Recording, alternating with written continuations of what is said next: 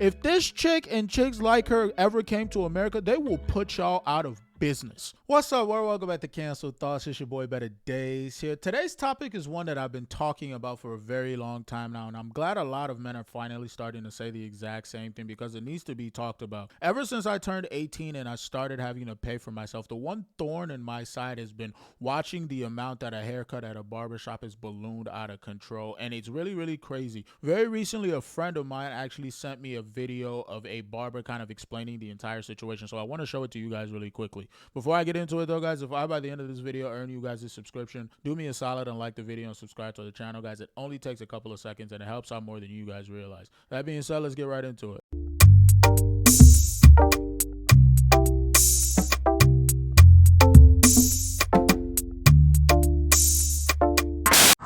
Barbers, let's talk about it, man. Let's stop letting these viral posts lie to you, right? This headline is saying barbershops lost $412 million because fades hit $100, right? They don't even pass a basic math test. And I'm not just protecting barbers, I'm protecting facts, right? First off, there is no verified industry report that says barbershops lost $412 million because of pricing.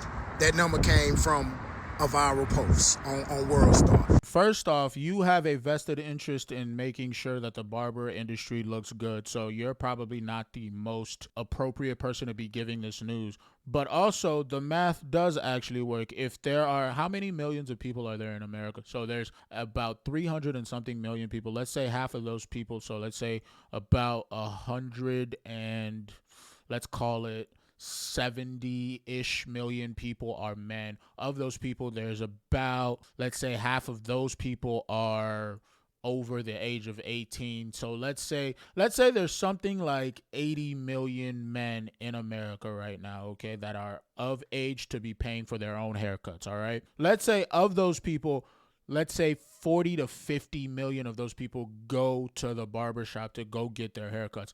If 10% of those people stop going to go get their haircuts at about $35 to $40 a haircut, I could see that math ballooning up to way more than $412 million. So to say that the math doesn't work here is disingenuous just off rip. Not a Bureau of Labor and Statistics, not the census. It came from a viral post, right? The entire U.S. barber industry does about $5.8 billion a year. So you telling me price increase alone wiped out almost 10% of the whole industry? Yes. That's exactly how that works. You just said they did 5.8 billion. To say that the increases couldn't wipe out 10% of that, yes, it 100% could. Like, what are you talking about? Right? Think about it. See, what actually is happening is this, and I keep saying this, I'm gonna bust my chops saying it. Electricity is up, insurance is up, tools are up, supplies are up, licensing is up. Hell, even credit card fees are up. Booth rent is up, right? In 2022, inflation hit damn near 9%. Do you understand what that means, right? Clippers that were $100 are $200 plus now. Chair rent that used to be $500 is $1,000 now. Commercial leases didn't stop increasing just because clients complain online. And let's be clear, most barbers are not charging $100. The national average is still about $35. Yes, some luxury shops and barbers charge more, but that is not new. That's called market segmentation, right? Listen, I agree with what you're saying when it comes to inflation. Things have gotten more expensive. I don't agree with the idea that like $100 a haircut or something is like an appropriate amount to charge. You saying that most barbers don't charge them. The fact that any barber is charging $100 for a haircut is a problem. Period. That's number one. Number two, when you start saying the price of like chair rental has gone up from $500 to $1,000 or whatever, the price of electric and credit or whatever has gone up or whatever, no one is disputing that. What I am going to dispute is the accuracy of those numbers that you gave us, because things have gotten more expensive. They haven't gotten twice as expensive when it comes to chair rentals. They haven't gotten twice as expensive when it comes to the price of clippers and supplies and stuff. I just bought my own clippers very recently, like 6 months ago. I paid $120 for some clippers, and I got the trimmer and I got the main clippers. So that, first and foremost, is just flat out a lie. That's not true whatsoever. So you need to stop with this whole manipulation that you're trying to do. Yes, inflation increased, but inflation doesn't justify the price that some of these barbers are charging their customers right now. Vacant chairs don't come from price hikes alone. It doesn't even make sense. They come from barbers leaving the industry, going private, going mobile, booth rent, going crazy, and shop owners not being able to scale under rising overhead. So they gotta close, right? Agreed. No one is saying that isn't factoring in, but also the price increases also are because some customers are not coming in anymore. You guys having empty chairs is 100% a consequence of you guys not having the clientele that you used to have. All of that plays into it. Yes, some barbers might have left the industry or whatever. That's 100% fact. But some customers also left the industry as well because they were like, wait, we're not going to be getting that. The fact that there are people out there, I'm sorry, this is just very, very astounding to me. There are barbers out there getting away with charging you guys $100 and there are people paying. Like, are y'all off y'all's rockers? Like, the minute that somebody tried to charge me $50 for a haircut, I was like, I'm sorry, but no. Y'all are out here paying $100 for a haircut, bro. What are y'all smoking? So stop blaming barbers like we woke up greedy. Prices didn't go up because barbers just wanted more. Prices went up because the cost of even existing and doing the services went up. If you want to talk about the barber industry, let's talk numbers, talk inflation, talk rent, right? Talk about everything. Talk margin shrinking 12 to 15%. But stop sharing fake math designed to turn clients against professionals. That this is not a barber crisis. It's an economic crisis, right? And barbers are just surviving like everybody else, like I always say.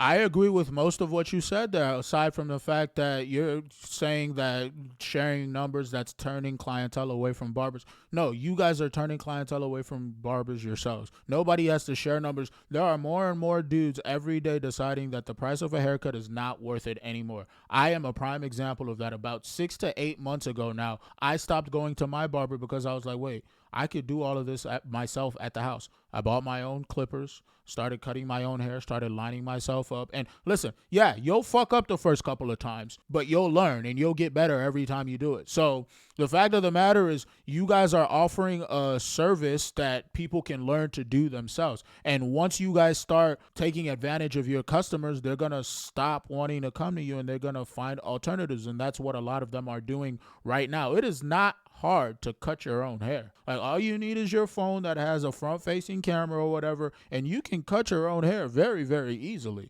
Like, it is not difficult whatsoever. And then when you add into the equation the fact that some of these barbers are starting to get really, really greedy, he said that this is not just barber greed. No, a lot of it is barber greed. It's not just barber greed. Yes, inflation is real, but inflation went up, let's say 5-10%.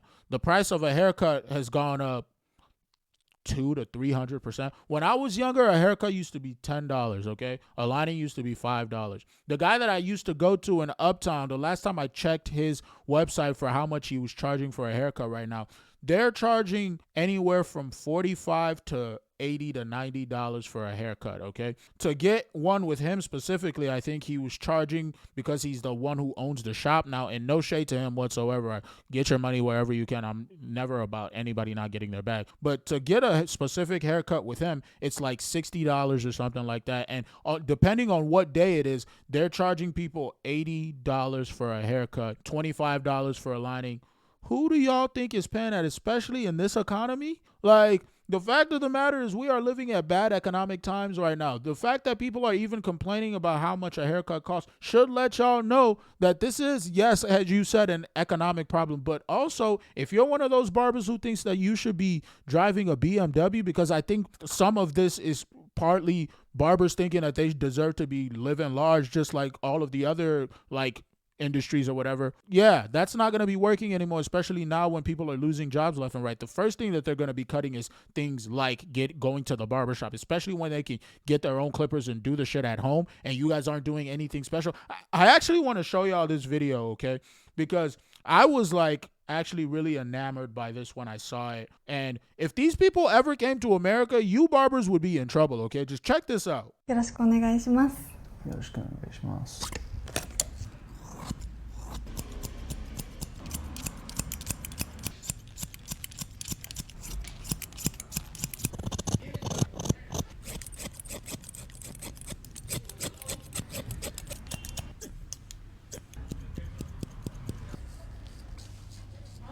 クリームつけていきますね。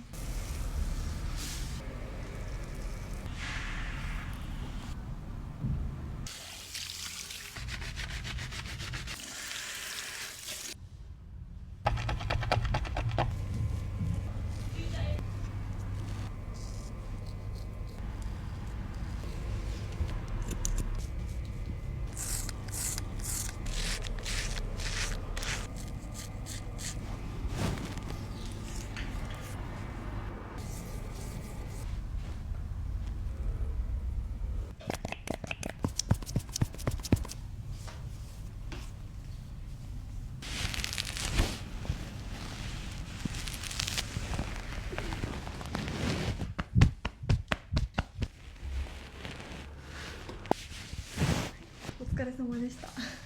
ありがとうございます。